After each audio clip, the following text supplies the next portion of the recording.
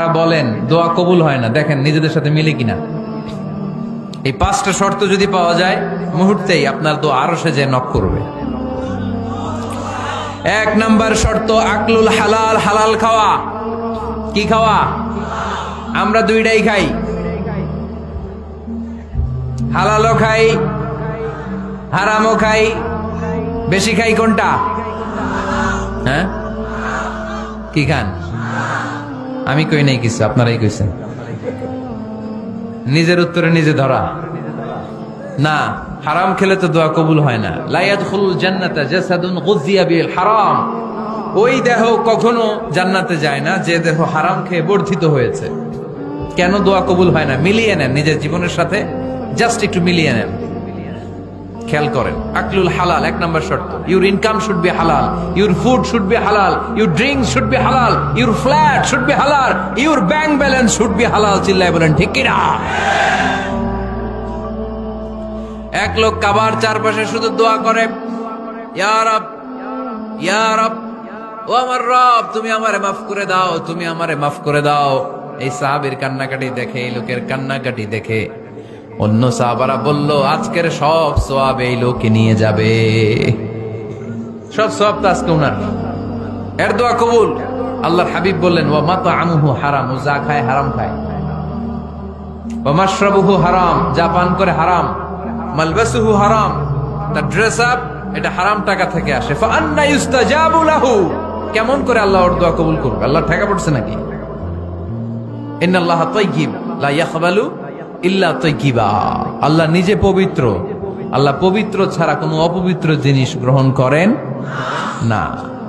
জিহাদের ময়দানে একজন সাহাবী ছিল, সর্বপ্রথম তীর মেরেছিল। নাম কে বলতে পারবে?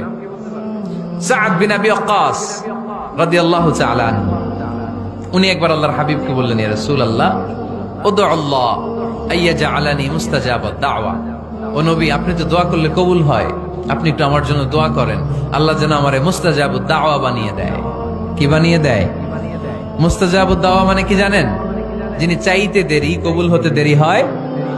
আল্লাহর হাবিব বললেন, ইয়া সাআদ, হে সাআদ, আতিব মাতআমাক তাকুন মুস্তাজাবুদ দাওয়া। সাদ, তুমি যেটা খাবে এটা হালাল খেও, হালাল খেলেই তুমি মুস্তাজাবুদ দাওয়া। সুবহানাল্লাহ পড়বেন না? আকলুল হালাল শারতুন লিকবুলিদ দুআ, দোয়া কবুলের প্রথম শর্ত। হারাম খেয়ে দোয়া করলে ওই দোয়া কখনো কবুল হবে। দুই নাম্বার শর্ত, দোয়াটা করতে হবে একজনের কাছে, তিনি কে? চাইতে হবে একজনের কাছে, তিনি কে? মসজিদে যে আল্লাহর কাছে চাইলেন, দরবারে যে বাবার কাছে চাইলেন, দোয়া কবুল কবুল হবে? হবে?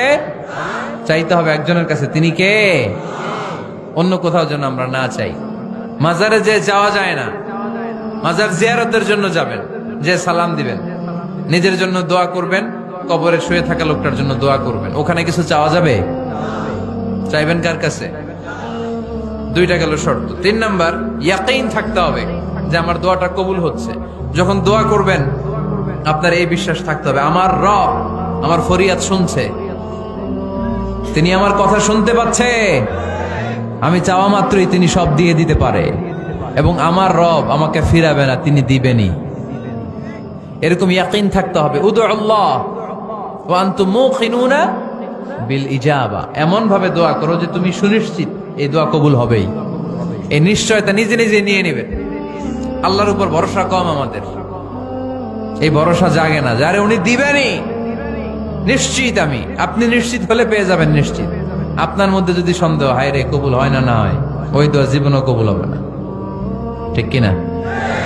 চার নাম্বার শর্ত, সালাতু আলা রাসূলিল্লাহ, আল্লাহর হাবিব সাল্লাল্লাহু আলাইহি ওয়াসাল্লামের উপর দুরূদ পড়া। কুল্লু দুআ মাহজুব মাওকুফুন বাইনাস সামাই ওয়াল আরদ। আমরা যা দোয়া করি সব আকাশ জমিনের মাঝখানে পেন্ডিং হয়ে থাকে। মা লাম ইউসাল্লা আলাইহি, আল্লাহর হাবিব বললেন, যতক্ষণ না আমার উপর দুরূদ শরীফ পড়া হয়। আওয়াজ করে সবাই পড়েন, সাল্লাল্লাহু আলাইহি ওয়াসাল্লাম। আল্লাহর হাবিব সাল্লাল্লাহু আলাইহি সাল্লামের উপর দুরূদ না পড়লে ওই দোয়া কঠিন কালে আল্লাহ কবুল করেন। আকাশ জমিনের মাঝখানে পেন্ডিং। মেসেজ করেছেন আপনার বন্ধুকে, আপনার মোবাইলে টাকা নাই, মেসেজটা কি হয়ে থাকে? পেন্ডিং, তাই না? যখনই টাকা ঢুকাবেন সাথে সাথে সেন্ট, আপনার সব দোয়া পেন্ডিং হয়ে আছে আকাশ। আজকে দুরুদ করে দিবেন সব সেন্ট মুআল্লাক, সব ঝুলে থাকে। মাহজুবুন মুআল্লাকুন বাইনাস সামাই ওয়াল আরদ। মনে থাকবে ভাইরা। 5 নাম্বার সর্বশেষ শর্ত হলো মুওয়াফাকাতুদ দুআই বিদ-দাওয়াব। শুধু দোয়ায় কাজ হয় না, দোয়ার সাথে মাঝে মাঝে দাওয়ারও দরকার আছে না নাই? দোয়াও লাগবে, দাওয়াও লাগবে, ঠিক কিনা? আপনার ছেলের জন্য আপনি দোয়া চাইতে আসলেন, হুজুর দোয়া করেন। অনেকে কলম নিয়ে আসে আমাদের কাছে, কলম। আমি ভাবছি আমারে গিফট করবে, পরে কয় না, গিফট না, ফু দিয়ে দেন। ফু দিয়ে দেন কেন? আমার ছেলের পরীক্ষা, আপনার ফু পাইলে গোল্ডেন এ প্লাস। আমি কই সর্বনাশ, লেখাপড়া না করলে ডবল জিরো পাবে, দোয়ায় কাজ হবে না। আগে পড়াশোনা করতে হবে, তারপরে দোয়ায় কাজ হবে, ঠিক কিনা? দোয়াটা ভ্যালিউ অ্যাড করে, ইট অ্যাডেড দ্য ভ্যালিউ। কিন্তু আগে লাগবে লেখাপড়া, আগে লেখাপড়া। অসুস্থ হয়েছেন, খালি দোয়া চাইতেছেন। চিকিৎসা নেয়া বড় সুন্নাহ। আল্লাহর হাবিব সাল্লাল্লাহু আলাইহি ওয়াসাল্লাম অসুস্থ হলে চিকিৎসা নিতেন। সুবহানাল্লাহ পড়েন। দোয়ার সাথে দাওয়া লাগবে। এক ছেলে পীর সাহেব হুজুরের কাছে দোয়া চাইছে, হুজুর আমার সন্তান নাই, আল্লাহ যেন একটা ছেলে দেয়, দোয়া করেন। হুজুর দোয়া করছে, ছেলে হয় নাই। পরের বছর আবার দোয়া, হুজুর দোয়া করেন আল্লাহ যেন ছেলে দেয়, ছেলে হয় নাই। তৃতীয় বছর আইসা বলে, হুজুর দোয়া করেন, ছেলে হয় নাই। পীর সাহেব হুজুর মনে মনে কয়, ঘটনা কি? ওর ছেলে হয় না কেন? জিজ্ঞেস করলো, বাবা তুমি কি বিয়ে করছো? কয় না, বিয়া তো করি নাই। পীর সাহেব হুজুর বললেন, আগে বিয়েটা তো করবি, তারপরে না সন্তান। তো বিয়ের পর্বটা তো সারো, তবেই না সন্তান পাওয়া যাবে, ঠিক কিনা? দোয়ার সাথে দাওয়া লাগে। আল্লাহর হাবিব সাল্লাল্লাহু আলাইহি ওয়াসাল্লামের আঙ্গুলে একবার বিচ্ছু পোকা কামড় দিল। প্রচন্ড ব্যথায় বিশ্বনবী কাতরাচ্ছেন, রেগে গেলেন আর বললেন, ও বিচ্ছু, মানুষও চিনোস না, নবীও চিনোস না, কোথায় কামড় দিবি, জায়গা পেলি না। কিন্তু বিশ্বনবী ব্যথা পাচ্ছেন। আম্মা জান আয়েশাকে বললেন রাদিয়াল্লাহু তাআলা আনহাকে বললেন, লবণের পানি নিয়ে আসো, গরম দাও, ভালো। উনি আরাম পাচ্ছেন আর সূরা ইখলাস পড়ে ফু দিতে লাগলেন, ফাতিহা পড়ে ফু দিতে লাগলেন।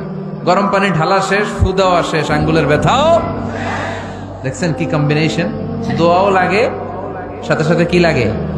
দাওয়াও লাগে। দোয়া আর দাওয়া দুইটার সমন্বয়ে আপনাকে সফলতা দিবে কে? সফলতা একজনই দেয়, তার নাম জোরে বলতে হবে, তিনি কে? ব্যবসা যদি মন্দা থাকে, ব্যবসায় সফল হতে চান, সফলতা এনে দিবে কে? বিসিএস পরীক্ষা দিচ্ছেন, রিটার্নে পাশ করেন না, পাশ করায় দিবে কে? বিয়ের ব্যবস্থা হচ্ছে না, ব্যবস্থা করে দিতে পারে কে?